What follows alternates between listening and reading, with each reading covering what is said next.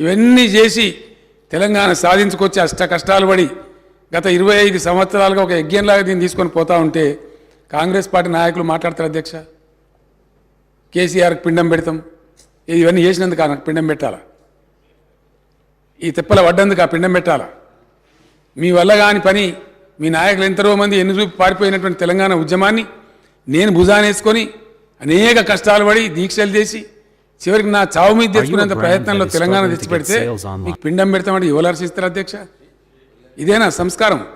ఇదొక పద్ధతి, ఇదొక పార్టీ, దీనికో లెక్కన? చాలా బాధ కలుగుతుంది అధ్యక్ష, దుఃఖం వస్తుంది.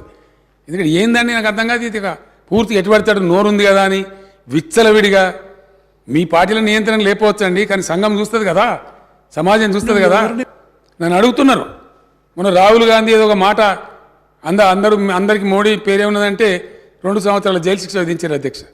అఫ్కోర్స్ నిన్న సుప్రీంకోర్టు స్టే ఇచ్చింది, సభ్యత్వం కూడా తీసేసిండ్రు. మేము ఆ చర్యలు తీసుకోలేమానండి? మేము తీసుకోకపోదుమా?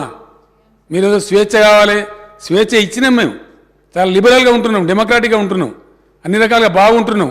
లేకపోతే మీరు అట్లా మాట్లాడిన దానికి మీ తాట తీసే పరిస్థితి ఇష్యూ కాదు కదా గవర్నమెంట్ అనుకుంటే. కానీ మీరంతా ఆ విధంగా ఇష్టం వచ్చిన అడ్డగోలు మాట్లాడినా మేము సంయమనం పాటిస్తున్నాం. మేము ఇది పోలీసులు ఉసుగొలుపుతలేం, ప్రజలే తీర్పు చెప్తారు రేపు పొద్దున అనే ఉద్దేశంతో మేము ముందుకు పోతా ఉన్నాం. కానీ బాధ మాత్రం కలుగుతుంది అధ్యక్ష. ఎక్కడ ఏం చేయని వాళ్ళు తెలంగాణ ఉద్యమం జరుగుతున్న దాని మీదకి తుపాకులు తీసుకొని పోయిన వాళ్ళు మాట్లాడతారు అధ్యక్ష. ఇలా 2 పార్టీల అధ్యక్షులు అధ్యక్ష. కాంగ్రెస్ పార్టీ అధ్యక్షుడేమో రైఫిల్ తీసుకొని పోయిండు కరీంనగర్ జిల్లాకు, ఇంకో పార్టీ అధ్యక్షుడేమో అందరు రాజీనామా చేస్తుంటే ఆయన ఒక్కడు మాత్రం రాజీనామా చేయకుండా అమెరికాకు వారిపోయింది అధ్యక్ష. భారతీయ జనతా పార్టీ ఆ ఉన్న ఒక వ్యక్తి ఎన్ఎల్ లక్ష్మీనారాయణ నిజామాబాద్ టౌన్లో ఆయన ఉండే, ఆయన రాజీనామా చేసిండు అధ్యక్ష. మమ్మల్ని నమ్మి రాజీనామా చేస్తే నేను స్వయంగా పోయి, నేను అప్పుడే దీక్ష నుంచి విరమించుకొని వచ్చిన, నాకు ఆరోగ్యం బాగా లేకున్నా ఆయన కోరిన టైంలో 4 PM రావాలని చెప్తే నేను పడుకుంటా లేసుకుంటా 4 PM పోయి వీళ్ళ ఆనాటి పెద్ద లీడర్ వీళ్ళ దాంట్లో డి శ్రీనివాస్ గారని ఆయనను ఓగొట్టి మళ్ళీ లక్ష్మీనారాయణ గారిని సిన్సియర్ గెలిపించిన అధ్యక్ష. ఇవన్నీ కూడా జరిగినాయి అధ్యక్ష, ప్రజల ముందే జరిగినాయి. ఇవన్నీ చాలా బాధ కలుగుతుంది అధ్యక్ష, దుఃఖం వస్తుంది. ఇంత చేసి పెట్టి రాష్ట్రాన్ని ఒక తువ్వలో పెట్టి ఒక గాడిలో పెట్టి ఆర్థిక పరంగా ఎక్కడిదండి దళిత బంధు? మీరు అందరికీ ఇవ్వాలి, తొందరగా ఇవ్వాలని మాట్లాడుతున్నారు. మీ జన్మలు ఆలోచించారు దళిత బంధు ఇవ్వాలని.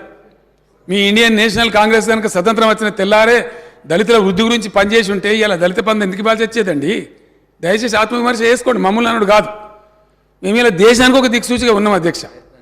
నేను మహారాష్ట్రకు పోయి నేను మాట్లాడుతుంటే అక్కడ వేణువుల్లో కొనియాడుతున్నారు మీ తెలంగాణ మోడల్ మాకు కావాలని చెప్పి. వేరే రాష్ట్రాలలో దేశమంతా వీ వాంట్ తెలంగాణ మోడల్ అంటుంటే ఇక్కడ ఉన్నోళ్ళు మాత్రం ఇంత మంచిగా జరిగిందని కనీసం ఒక మాట హర్షించకపోగా ఉల్టా తూలనాడడం, దూషించడం, పిండం పెడతాం గండం పెడతాం అని మాట్లాడడం. తెలంగాణ ప్రజలు నా మాటలు వింటున్న అధ్యక్ష. వచ్చే ఎన్నికలలో ఎవరికి పిండం పెట్టాలో ఇప్పుడు ప్రజలు నిర్ణయించాలి అధ్యక్ష.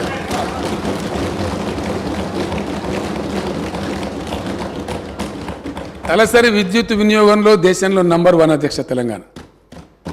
జాతీయ సగటు అయితే అసలు మన సమీపంలో కూడా లేదు. నేషనల్ యావరేజ్ చూస్తే అతి తక్కువ సమయంలో విద్యుత్ ఎక్కడిది అధ్యక్ష? కాంగ్రెస్ హయాంలో విద్యుత్తు మొన్న కూడా కడుపుల సంగతి బయట పెట్టింది. ఇస్తామని చెప్పింది 9 గంటలు, ఇచ్చేది పొద్దాగా 3 గంటలు, రాత్రి 4 గంటలు. ఆడికో ఈ షాగులు కొట్టి సావా, పాములు గారి సావా, వందల మంది రైతులు చచ్చిపోయారు అధ్యక్ష. పెద్ద దానికి ఇవాళ 24 గంటల కరెంట్ ఇస్తుంటే దాని మీద కూడా అడగోలుగా మాట్లాడతారు అధ్యక్ష.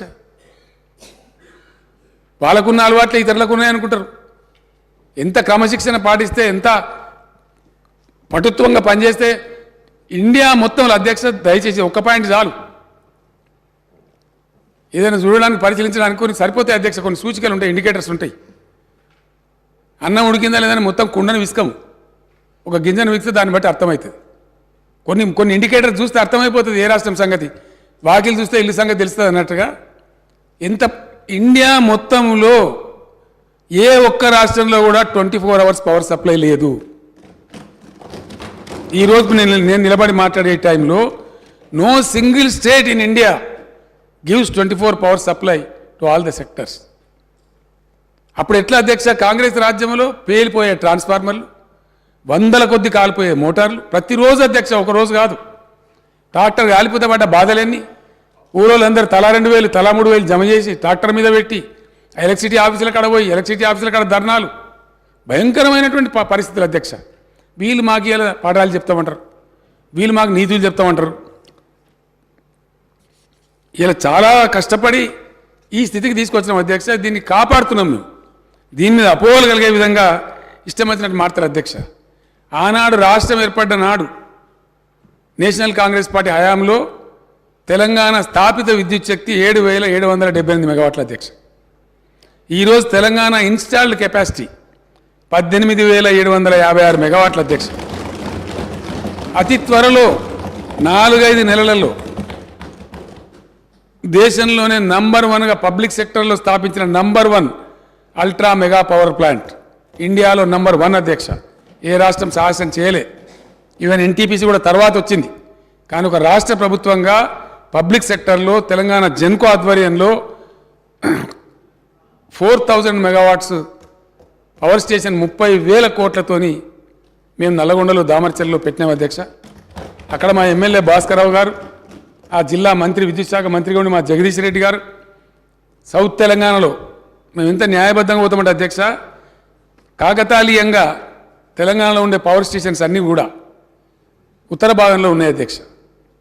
అది కొత్తగూడెం కావచ్చు, పర్కాలలో కాకతీయ కావచ్చు, మేము పెట్టిన భద్రాద్రి కావచ్చు, అంతకుముందు ఎన్టీపీసీ రామగుండం కావచ్చు, నిజాం స్థాపించిన పవర్ స్టేషన్ కావచ్చు, అన్నీ కూడా గోదావరి ఒడ్డున అన్నీ కూడా ఇటు ఉత్తరం వైపే ఉన్నాయి అధ్యక్ష.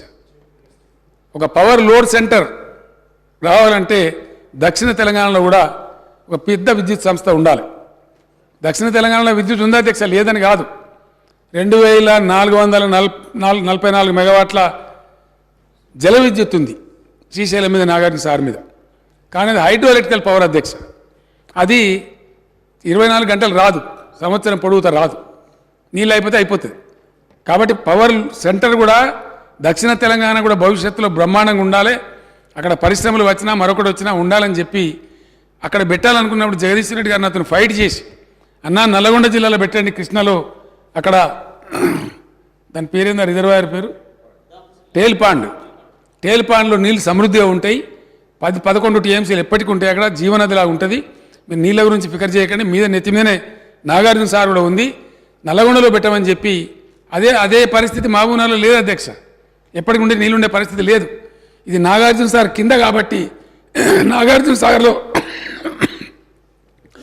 డెడ్ స్టోరేజే దాదాపు 120-130 టీఎంసీలు ఉంటుంది కాబట్టి అక్కడ సేఫ్ అని చెప్పి నిపుణులందరూ నిర్ధారించిన తర్వాత ఇరిగేషన్ వాళ్ళతో కూడా మాట్లాడి భాస్కరరావు గారి సహకారంతో దామర్చెల్లో ఆ ప్లాంట్ పెట్టినాం అధ్యక్ష.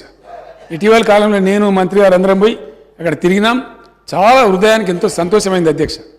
దాని మీద కూడా అవాకులు చెవాకులు మాట్లాడతారు సార్. దాని మీద కూడా దాన్ని ఆపేస్తామంటారు అధ్యక్ష. కాంగ్రెస్ పార్టీ వస్తే దాన్ని ఆపేస్తారట. అక్కడ కోమటిరెడ్డి వెంకటరెడ్డిని ఒక పుణ్యాత్ముడు మాట్లాడతారు. అది ఏం మాట నాకు అర్థం కాదు. 30,000 కోట్లతో అధ్యక్ష ఒక 700 మెగావాట్లే అధ్యక్ష. రామగుండంలో వచ్చిన ఎన్టీపీసీ ఫస్ట్ ఫేజ్ జస్ట్ 700 మెగావాట్స్తో బిగినైంది. నేను ఎన్టీ రామారావు గారు వెంబట ఆయన ముఖ్యమంత్రి కూడా నేను కూడా పోయిన అధ్యక్ష. మొరార్జీ దేశాయ్ గారు ఆనాడు ప్రధానమంత్రి వచ్చి ఫౌండేషన్ స్టోన్ వేసినారు. ఇవాళ రామగుండం ఎంత ఆర్థికంగా, కరీంనగర్ జిల్లా ఆర్థికంగా ఏ విధంగా ఉంది అధ్యక్ష?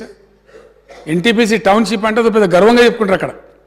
అట్లాంటిది బిగిన 4,000 మెగావాట్స్ వస్తే దాని మంచి తెలియదు, దాని చెడ్డ తెలియదు, దాంతో జరిగే పరిణామాలు ఎన్ని లాభాలు జరుగుతాయనేది తెలియకుండా ఇష్టం వచ్చినట్టు మాట్లాడతారు అధ్యక్ష. కాంగ్రెస్ పార్టీ వాళ్ళ నోటికి మొక్కాలి, తీసేస్తాం. నేను లాస్ట్ ఎలక్షన్లో చెప్పిన భూపాలరెడ్డి నల్గొండ ఎమ్మెల్యే మా అభ్యర్థి ఉంటే మంచి టైంలో చేరుకున్న అధ్యక్ష నేను నల్గొండకు. అరే మీ జిల్లాలో ఇట్లాంటి దుర్మార్గులను ఎట్లా గెలిపిస్తారండి? వీళ్ళకి అభివృద్ధి గురించి కనీసం జ్ఞానం ఉందా, సోయి ఉందా? 30,000 మెగావాట్లతో పవర్ ప్లాంట్ పెడితే దాన్ని తీసేస్తామనే వ్యక్తిని మీరు నల్గొండలో గెలిపిస్తారా అని అడిగిన నేను. ఓడగొట్టిన అధ్యక్ష. ప్రజలు గమనించారు. ఇప్పుడు కూడా ఏమంటారు, దాన్ని బంద్ చేస్తారట. కాంగ్రెస్ గవర్నమెంట్ వస్తే దామరచర్ల విద్యుత్ ప్రాజెక్ట్ బంద్ చేస్తాం. ఇది వాళ్ళ మాట అధ్యక్ష.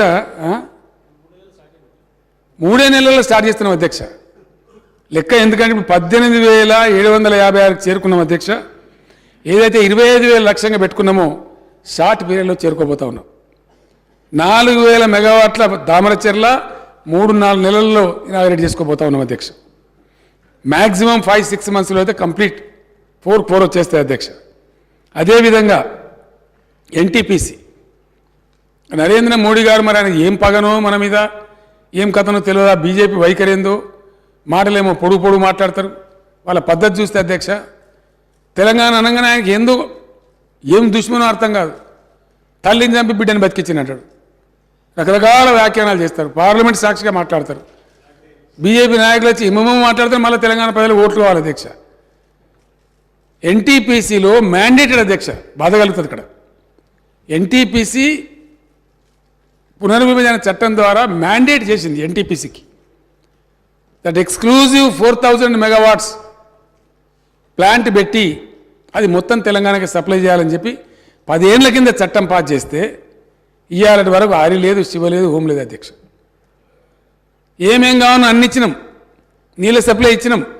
నేను స్వయంగా పోయిన అధ్యక్ష, 3 సార్లు రామగుండం పోయినా, మాట్లాడినాం, పరిశీలించినాం. ఓన్లీ 1600 చేపట్టారు.